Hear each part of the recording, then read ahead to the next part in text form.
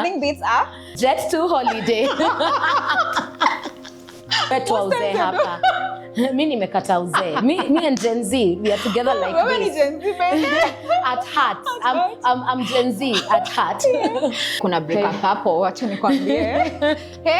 Hey. I can't believe it. I have to start again from like my favorite color. I mean, what breakups in your 20s, especially early 20s, it's like someone just ripped off your heart and now you're walking without a heart because of how painful it is.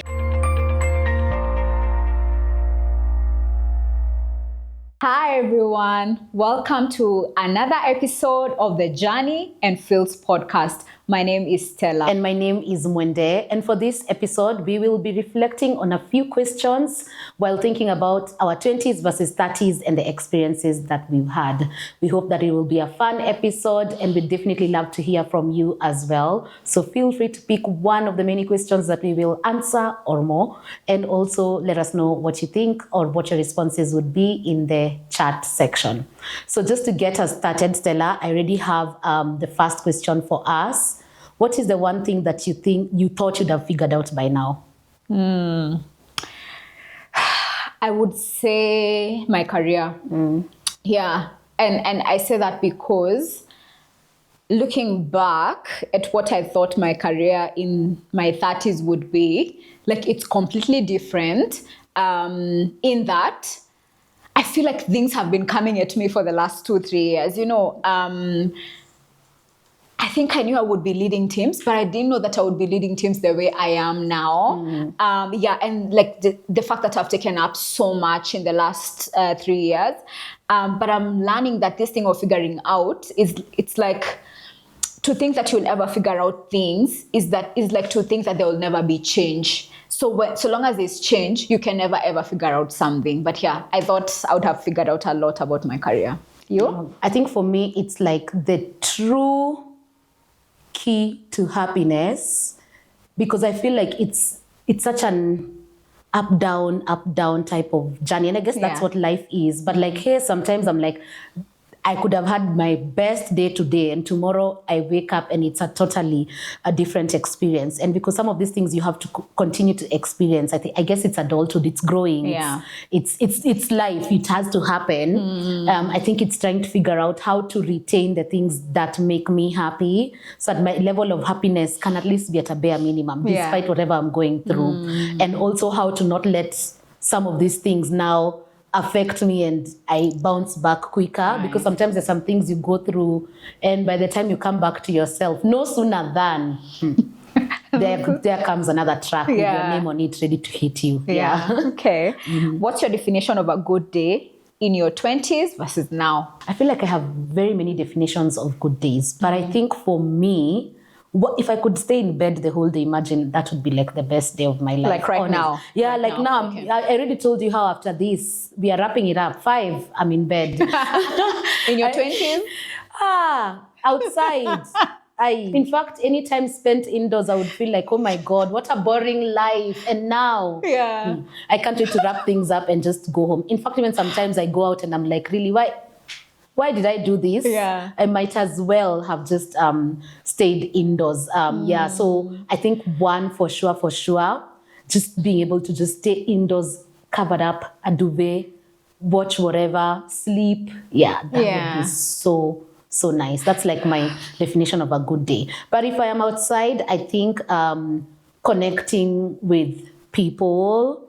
I kind of feel like as long as I'm laughing and as long as I'm with friends or people that I really want to hang out with, I'm okay. Bora tucheke. If we don't laugh now, that's a tragedy. I think for me as well, a good day is a day that I can rest, recharge alone, rest. In my 20s, I would say also the days like, you know, there are days when I worked in a job that you'd be paid based off of the number of days. So a good day was a day umeitiwa job. Like, you know for sure that day you have something in your pocket.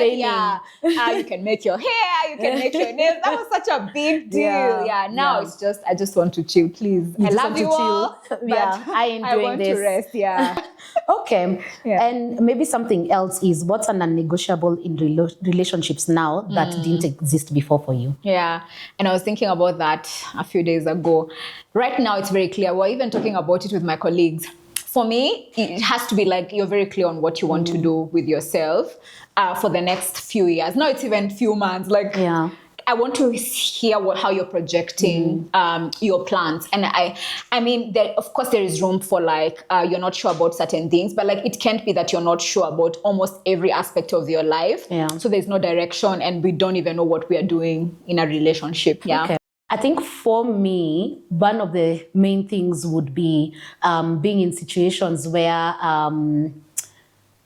like there's a bit of dishonesty. I don't know how to say this, because if I can't feel the authenticity, then honestly, what am I doing? Then the other thing is grace, which I kind of feel like I'm also learning to extend more and more grace to people, just because I feel like there's a lot that is happening. So if you're just one of those people who you don't extend grace to people, that's going to be very, very difficult to be able to sort of be in a whatever form of relationship.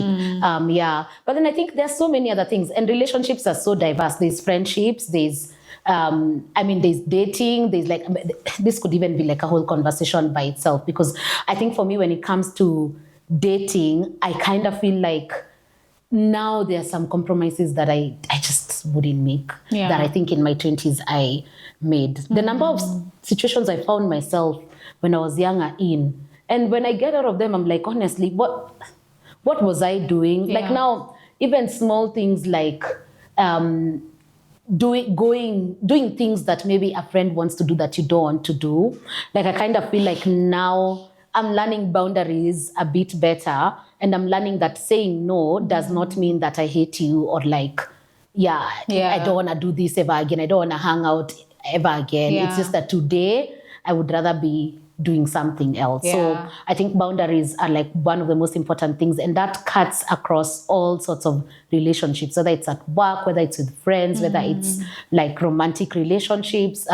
Those things are coming to be very, very important. And I like also what you said, like, know yourself a bit more. But then, of course, I know I said still extend grace, but genuinely know yourself a bit more, know what you want to do, have some focus-ish. I don't know how to explain it, because in some ways we kind of have to add value to each other. And if we are not doing that, then, or if one person is the one who's giving more, then that's not a situation that I would want to be in. And also internal work. Like I like when people say that it's not your partner's work to help you do your internal work. Find yourself, interrogate and face perhaps some of the things that have shaped you into the person that you are.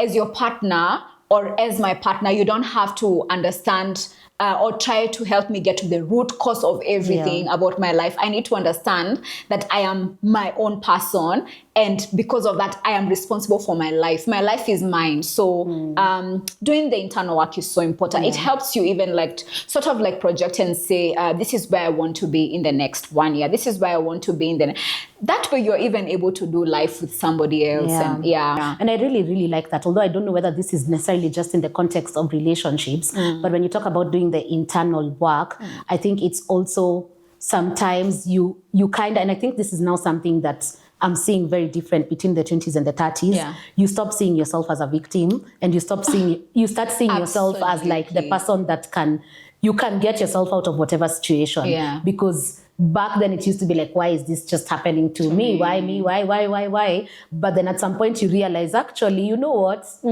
These are not things that I want to be dealing with. And you know what? Because I don't want to be dealing with them, I will not be dealing with them. So you kind of have to be a bit strict with yourself. And I kind of feel like if you do the inner work, like you were saying, you're better off in whatever social relationship or social context interacting with people. Internal work is important, but I like also what you said, that relationships is not just about romantic or dating relationships, it's also your friends.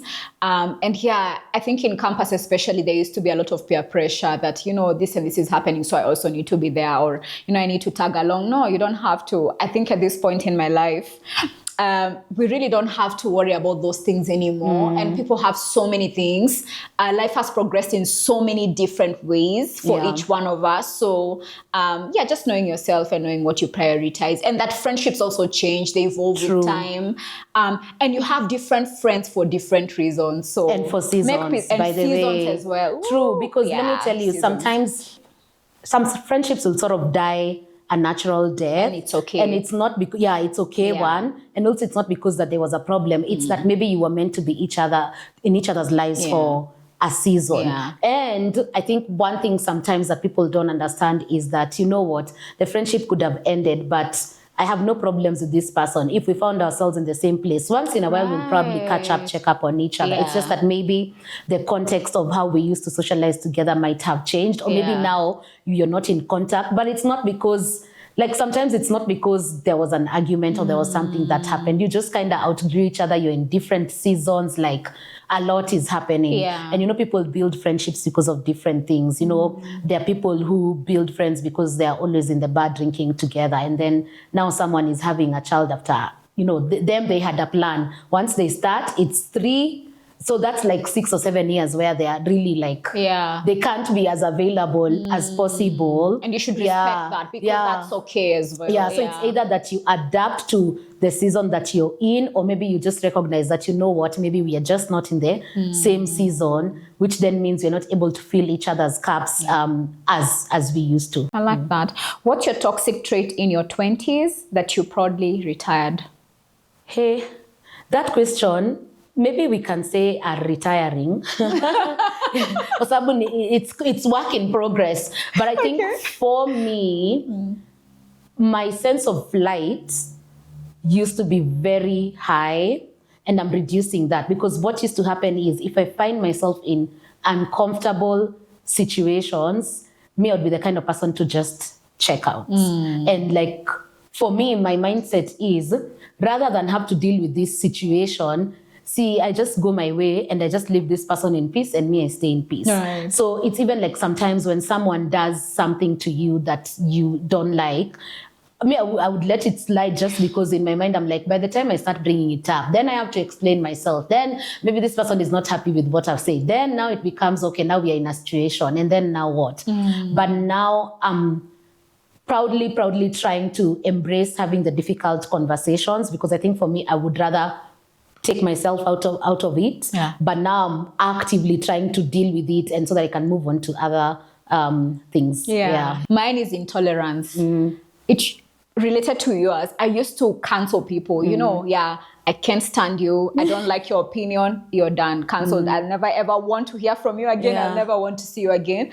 And now thinking about it, I'm like, that's not sustainable. I mean, I'm not the only one tolerating people. I'm also being tolerated. So should they also cancel me? And how does it feel if they cancel me for something that, I mean, we all have different opinions.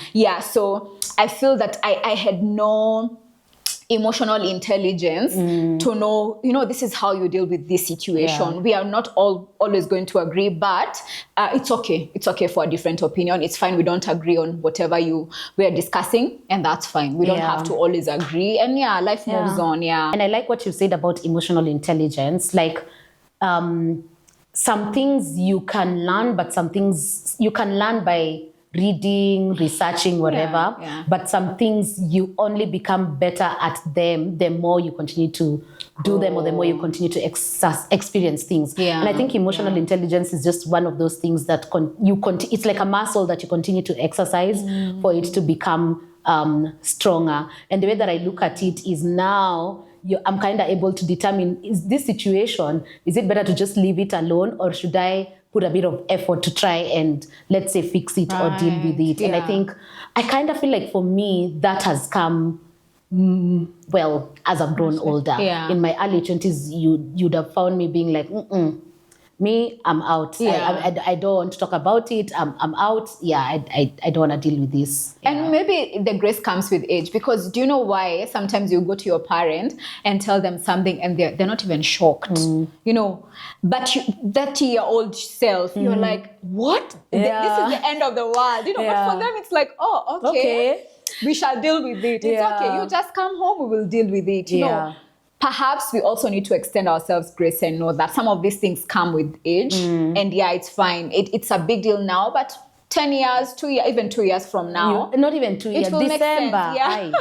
It will be fine. The pain will go. The heart will go. Yeah. So it's fine. It's fine. Yeah, true. Relax. Breathe in. It's okay. Out, breathe out. True. Yeah. And that's actually like something else that is so different about the 20s versus 30s. Like you go through something and you're like, oh my God, my world is about ending. to end. Let's say you're in a relationship, you've broken up with this person and you're not even anyone else will love me in this world. Don't worry, you'll be fine. You know. And then probably you'll go through more and more heartbreak. So yeah, you'll recover. Yeah. True. Man, breakups in your 20s, especially early 20s, it's like someone just ripped off your heart and now you're walking without a heart because of how painful it is. And then now looking back, I think it's different. I kind of feel like when I was younger, I used to be like, me, I'm not gonna cry over you. Ever let me move on. Now I'm like, wow, I have to start again. I can't do this. Yeah. I kind of feel like for me, it's almost like I think the thing that is different is me knowing that it's a bad day, not a bad life. While in my 20s, I used to think of it as now it's like it's a bad life. However, like in the context of breakups, I kind of feel like they're getting harder for me as I grow older. Yeah. Just because, in your 20s, like it's fun, it's whatever. Here things are serious. You're trying to understand this person, the way you were talking about like their vision, their whatever, and also the time to get to know people, to meet new people.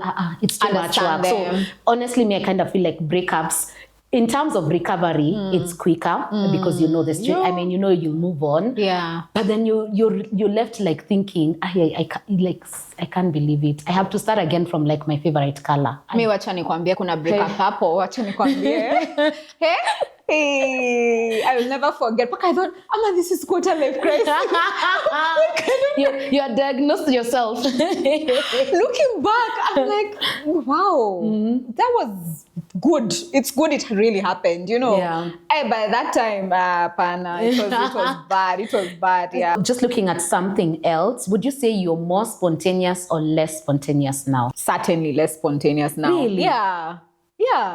I am, first of all, even in my 20s, I wasn't like the most spontaneous person, but I was trying. Like, I'd receive a call or like a text. Hi, are you available? Can we go out? And I'd be like, yeah, let's go. So long as like I've figured out my transport. Yeah, that was the most important thing. And when I was in uni as well, like, cause I was in CBD, UN, it's very close, main campus to town or wherever. It's so central. So it used to be very easy. And then I think like life then was much easier. Like maybe I was more mobile or like I was more flexible. Now, I am not doing random things, please. And now it's like when you tell me something, I'm adding it to my calendar. If I don't, then it's likely that I'm going to forget. I'm not spontaneous. I'm not more spontaneous now. I'm trying to think. I kind of feel like maybe I might have retained the same level of spontaneity, only that it's in different Actually, contexts. Like between you and I am I know the least I'm the spontaneous one. Yeah. Me najua chances of kunipata, they are very easy. They're very easy. What but are you saying I still retain the same things that the way you said, I have to put things on calendar or schedule them somewhere. But I kind of feel like there are some things that I have become a bit more spontaneous about than maybe I was when I was younger. And I think it's maybe because now I realize that I need to be intentional with living life. Because if I don't live life, I love that. I'll end up feeling like, I wasted so much time. And then to know that I've wasted it when I am more aware that I should be living this life. Yeah. So I might not be as spontaneous, but I don't want to say that I am not spontaneous. For sure. I think you are spontaneous. Yeah, which is amazing. I'm sort of leaning more towards the closer to 70, closer to 100% than it is to 0. Mimi yangu iko kule extreme. Tuko opposite ends. Yeah, lazima ni rest. Haya, what's something Gen Z say that you had to Google? You start. Because you, I zangu kind of ni feel like mingi, me zangu ni mingi. Mi hata najaribu. ni zote. Zangu ni zote. Nothing beats Jet to holiday. You still don't know what that means? No, I know. Oh. But it took my niece explaining and not using one video to, it was more than 3 videos. And I kept saying, no, Akisi understand. She was like, hey, auntie. Yeah. So yeah, it takes me long. I mean, most times the only way I get to catch up is like when I see somebody on TikTok making fun of those people who are not understanding. And then I read the like, comments and I'm like, oh, sasa nimeanza. We're 12 uzee hapa. Mi nimekata uzee. Me and Gen Z, we are together like Wewe ni this. Gen Z, baby. At heart. I'm Gen Z at heart. But yeah, I think me, because I watch a lot of TikToks, sidhani niko pabaya hivo. Yeah, I think I'm doing a better job. The one that I know like now I'm behind is the 14. I don't know what it's saying. I need to, like, I know, the thing is, I know it's like a week old, so siya kitambo sana, but at least I know it exists. At least you know it exists. Hey, you konje kabisa. You're not even in the classroom. Hey, do better. I'll do better. I'll do better. Okay, sawa. What's one trend you were obsessed with in your 20s and now cringe at? Okay, what were the trends in the 20s? Me, I can say so. But wasn't that like when we were in high school? Was it in high school? Then it must have extended a so bit. much. Oh yeah. Actually, that one we were in high school. I think we were in high school. Or maybe it extended a bit to when we were in Campo. I don't know. But I just see on Facebook like things. And then now maybe I delete them. Like when I go at it brings me a memory. I hide very fast. Yeah, I can't think of anything else that I was so obsessed with. Same. I mean, I was still obsessed with reality shows and I still am. Oh yeah, by the way, actually in our 20s, yeah. like a lot of the that's when reality shows, The Housewives of Atlanta, I'm still and so on and so same. Yeah, I watch a lot of that. Ruby Diaries. When they used to release those episodes on YouTube, I was there with them. Yeah. But no, I can't remember what are the things that used to trend. What was in fashion back then in our 20s that we can't wear now? I still can. Oh wow, the eyebrows, how we used to draw. Yeah. I was never a makeup person. You were not? You will not catch me with bad eyebrows. Let me tell you, my eyebrows have moved. Yani, ile time ilikuwa one line, bado nilikuwa nachora hiyo one line. And then there was a time we used to use eyeshadow like the gray, the blue. Powder. Those ones. Yeah, now I'm like, no, I still would love to put on like blue and color and all that. But yeah, the eyebrows thing, and then at some point there's a sharp corner you put. Yeah, it used to be something else I can't even stand now. Weaves, wacha nikwambie, nimeweka weaves.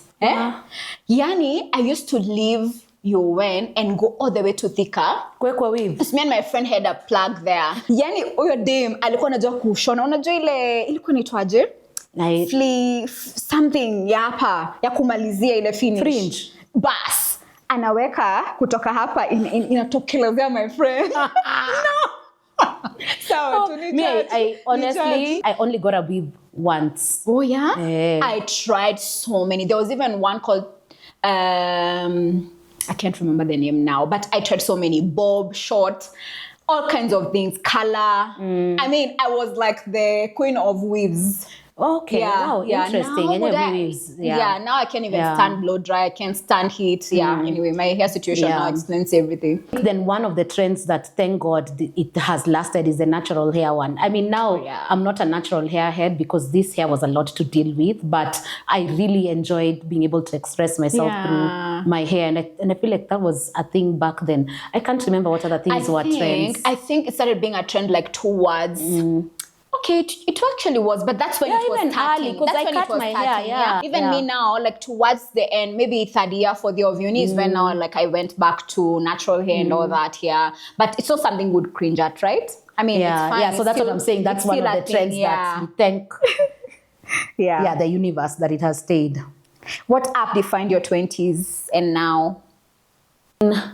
So this is interesting. Of course, early 20s, it was Facebook. Facebook was everything. Yeah. But also there was Twitter back then. Because I kind of feel like, I mean, I know X is still in existence, but I kind of feel like, you know what TikTok is right now is what Twitter was back then. When like KOT was KOT. Like every small thing happens, you go to KOT, you have to go to Twitter to Yeah. report it there. Yeah. I know it's still active, but I kind of feel like now, yeah, people are so divided. A lot of people now on TikTok as well. But I think the apps back then were like what FB. I think Facebook was like the big thing, and then Twitter. it was such a good thing, like connecting with like old neighbors. Everybody was on Facebook, and like wishing somebody a happy birthday was such a big deal. Remember, Oh gosh, yeah. In fact, we if your need to friend bring didn't that tag back. you on Facebook, it used to be She doesn't even wish me happy birthday, and me I post out. It was, and then people would like even like chat each other. You know, I'm texting you directly, and then you can see that it's from me to you. So it was such a big deal. Facebook And the was such a Facebook big groups, deal. back days the Facebook groups were really, really like huge. So where are people connecting now? I think WhatsApp. But WhatsApp is very individualized. Like if someone has your number, yes, you will connect. Yeah. The WhatsApp groups, you kind of have to be added by someone. Like they're not public. Like, Facebook had public groups. And I kind of feel like the era of Kilimani Moms, the era of all these other Facebook groups where people used to be in, there was a lot of connecting. Like I think it would have been easier to connect with someone on Facebook at that time than it is right now to, let's say, connect with people on Instagram, TikTok, etc. But you never know. Maybe people are in TikTok comments, they are DMing each other. Maybe ni me too. Or people are also connected more now by followership. So like if we all follow this podcast, then we are united by the fact that we follow that podcast or that. But how united? There's no unity as such. So we must have lost something from that. We must have lost. Every platform comes with its own benefits and also its own downside. So then, are we losing socialization and the purpose and the point of some of these apps? Because I mean, like Facebook was definitely where at least you could connect with people. I feel like it was easier to build relationships there than it is. But anyway, maybe it's also the times are different. Have to move with the times, right? What does being a strong Kenyan woman mean to you now? And what did it mean to you 10 years ago? 10 years ago was 2015. I had just come from my Dress My Choice. So I feel like it's still the same. I still feel like a freedom fighter. Okay. I just feel like I'm still fighting. Which is a bit sad because I feel like it's one issue after the other. Like now there is femicide. Like the number of, like even the way when we were talking about being spontaneous, my level of spontaneity is controlled because in my 20s, I think if someone told me, we kuja tuko Rongai and it's like 11 in the night, chances of me going, and I'd probably have taken a matatu. Imagine, na nitafika. Sai, I would never. Hey, that might be the last you see me. So I kind of feel like in my identity as a Kenyan woman, because that question was very clear, I just feel like I'm a freedom fighter. Me, I have refused that freedom thing. I refuse. I clean my hands and I'm no longer doing that. Let it fall, let it break. In my 20s, I used to be like the fixer, fixing almost everything and making sure that everyone is fine, and then now I can be fine. Now, the other way around. We are starting with me, and then we shall all, everybody bring your A game, and then we can sort things out. It's completely changed. There are things that I still need to keep moving, but I am learning so much and I have unlearned so many things that were not serving me anymore. So I am no longer in that, that prayer that people are saying in 2023, end of 2023, dear Lord, I don't want to be in your strong women warrior list this. I think tulikuwa tumeteswa sana as a collective. I left with that group of 2023. I am no longer in the strong women list. Nilipanda stairs, mimi sahi ni baby girl. I love it for you, baby girl Stella. Good for you, girl. So maybe the other question that I have is, how has your relationship changed with your body? And you can talk about how you dress, your weight, your hair, whatever. I really love that question. It reminds me of a couple of years ago, my mentor used to bring us together for sleepovers at her home, and then she would bring her boss, who still is her mentor. And one day she asked us, what are you very insecure about? And most of us said our bodies, and she laughed.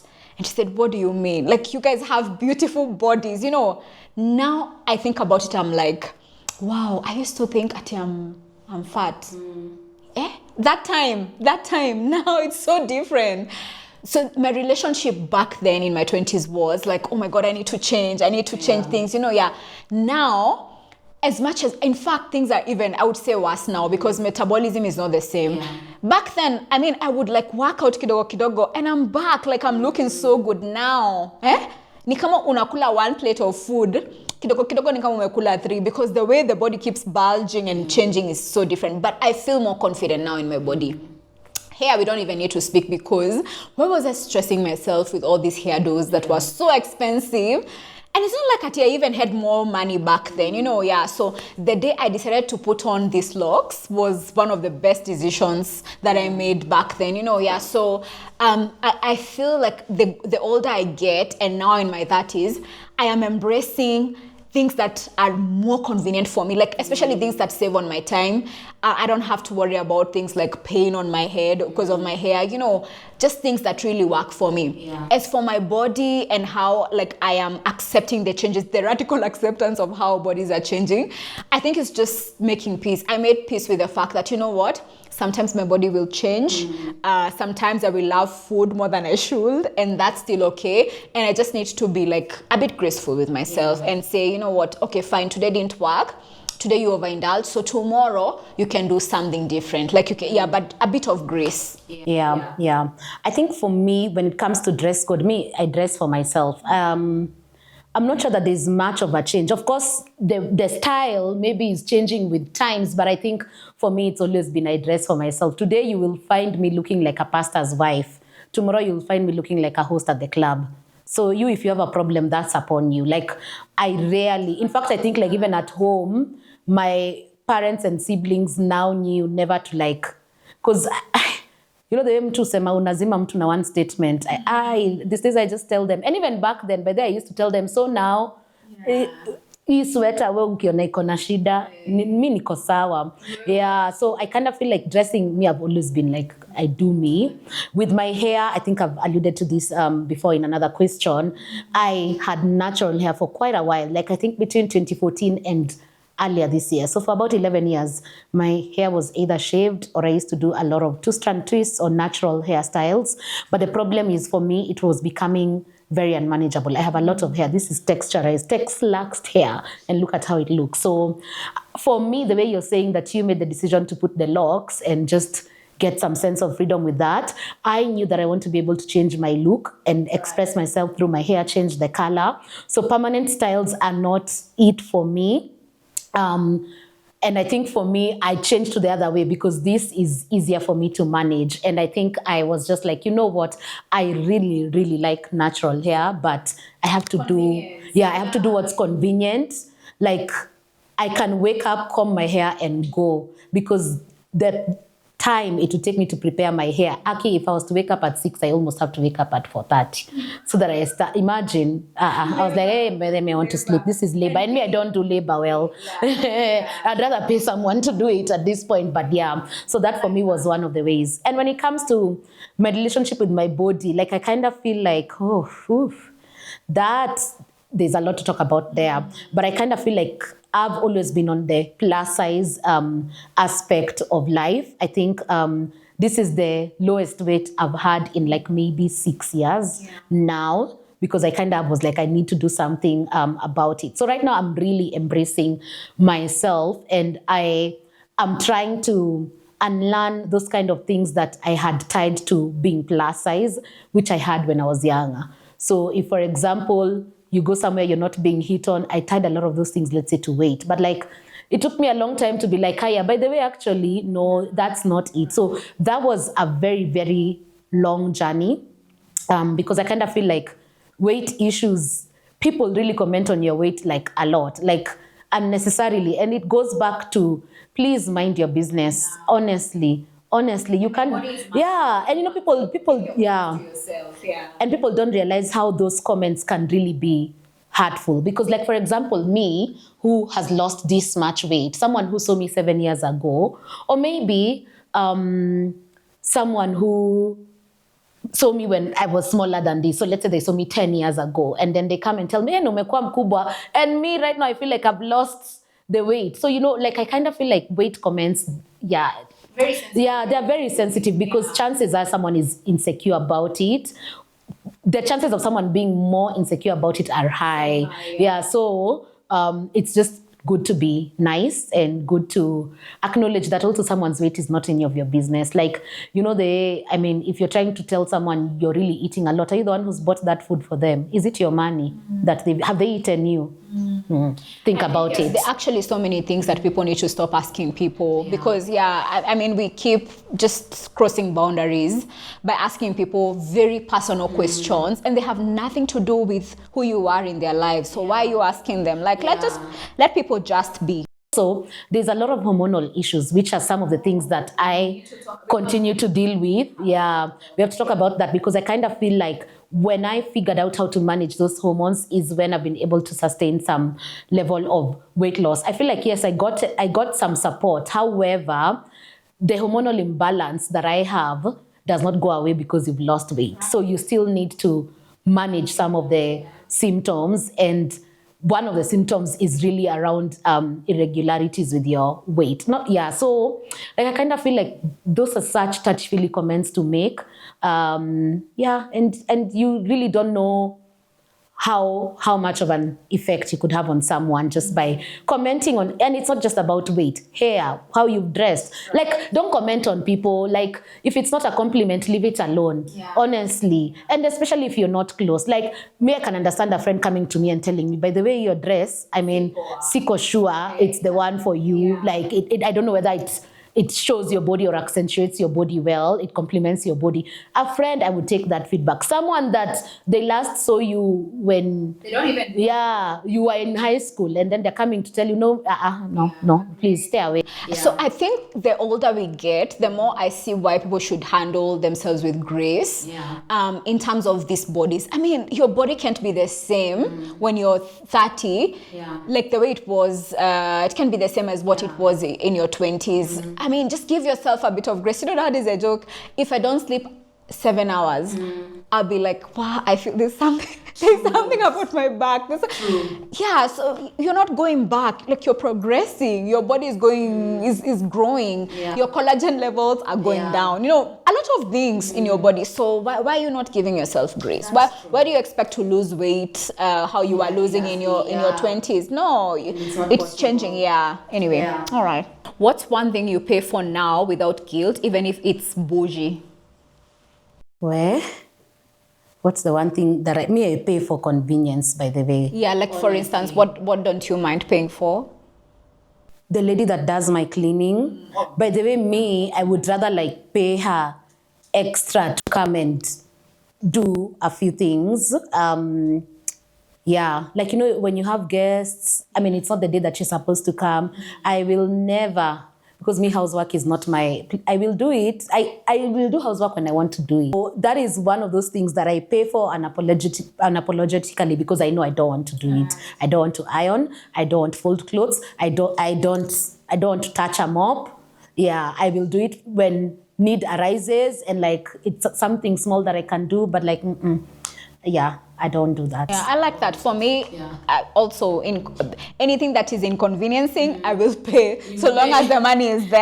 I will cut my entertainment money and pay for my convenience. Honestly, one of the things that I've made peace with is if I need to drive long distance and I don't want, and I know I'm not comfortable, or we will come back much later than I am comfortable driving, I'm paying somebody. Paying somebody, whatever it takes. If it is entertainment money, if it's a dress that I won't need to buy or I wanted to buy, I'm going to take that money, but I have to pay for my convenience.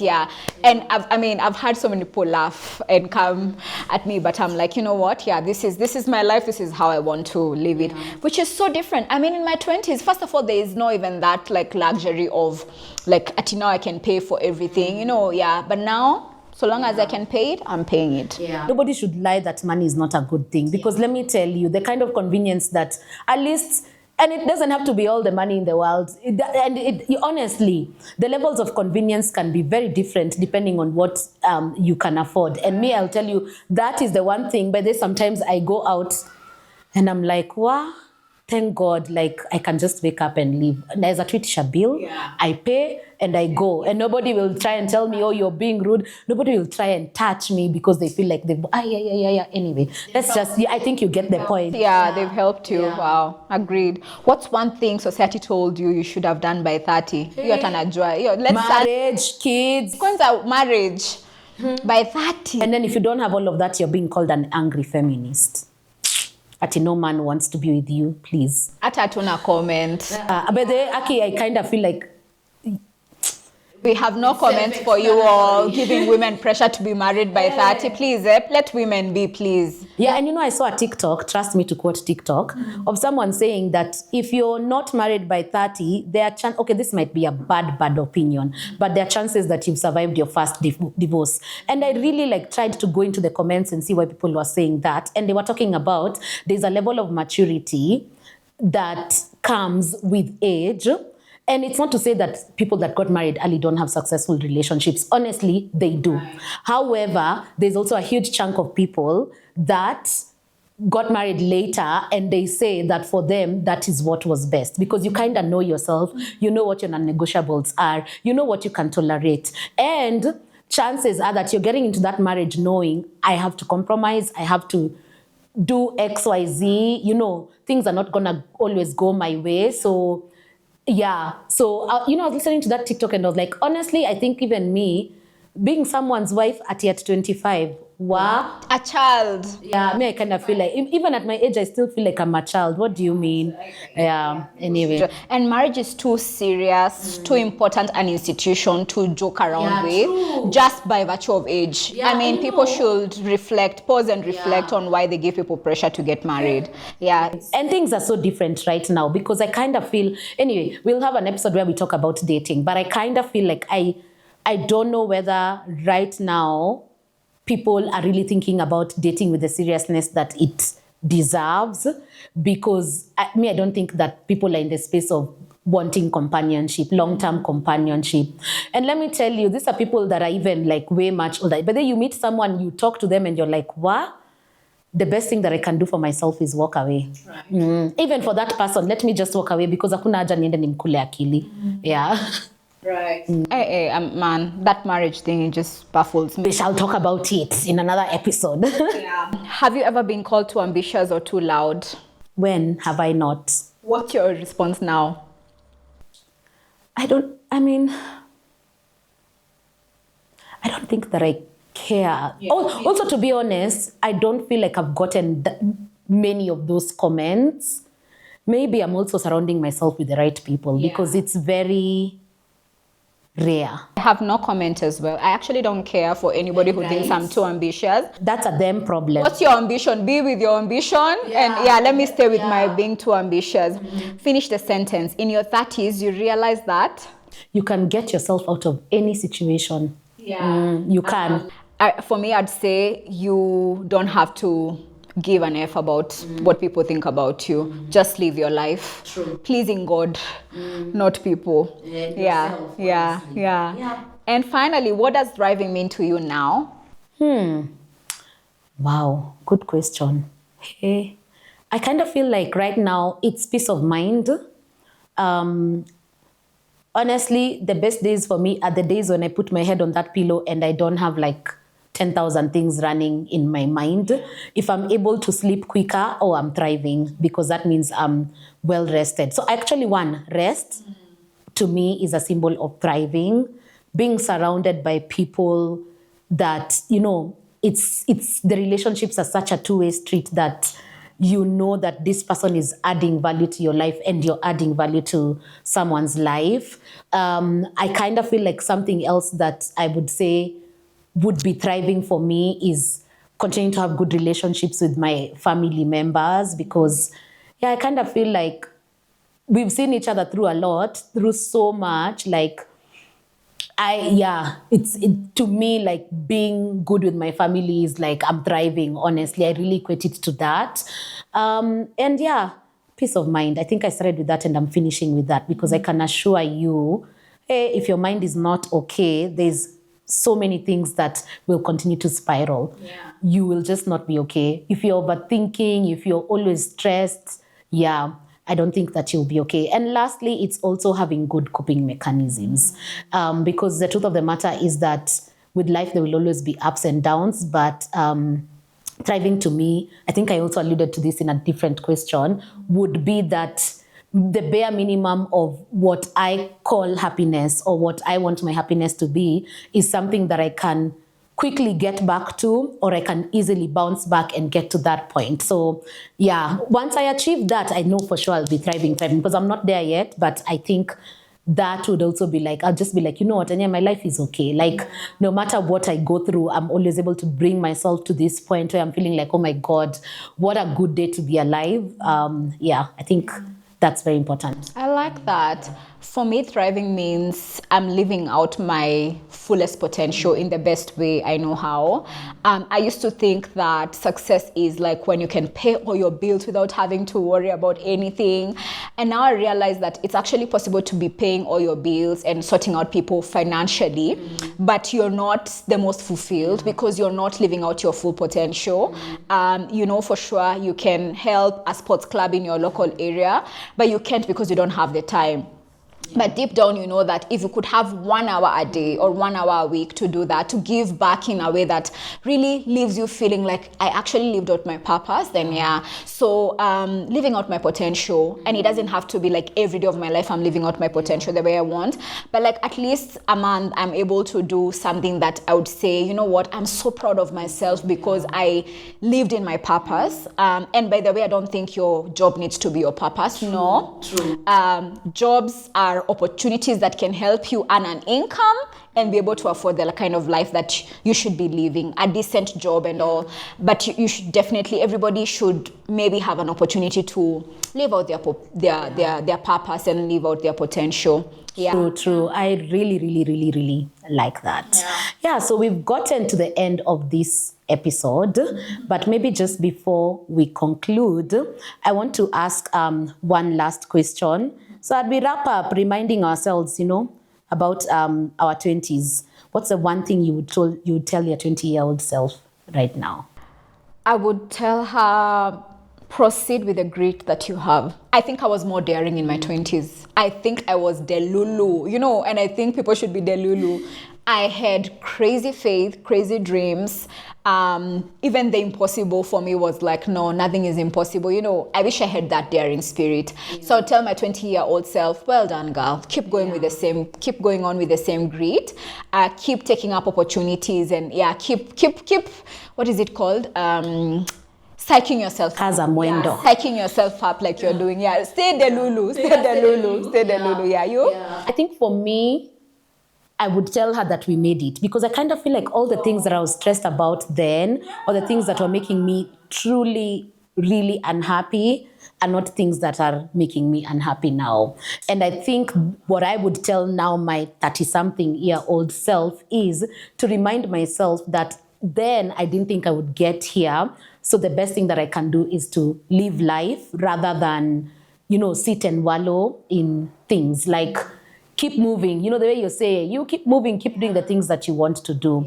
So I really like that question. I think it was a very good note for us to not only end this episode, but also this season.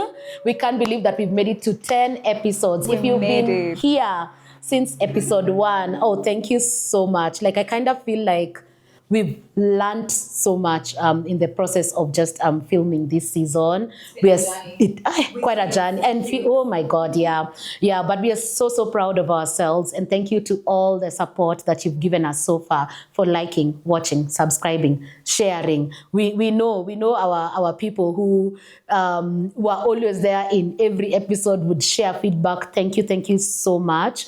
And please continue sharing your feedback with us as we prepare for the second season. We are really looking forward to it. And the good thing is that we will be back. We will be back. We are not going anywhere. So see you soon. Bye-bye. Bye.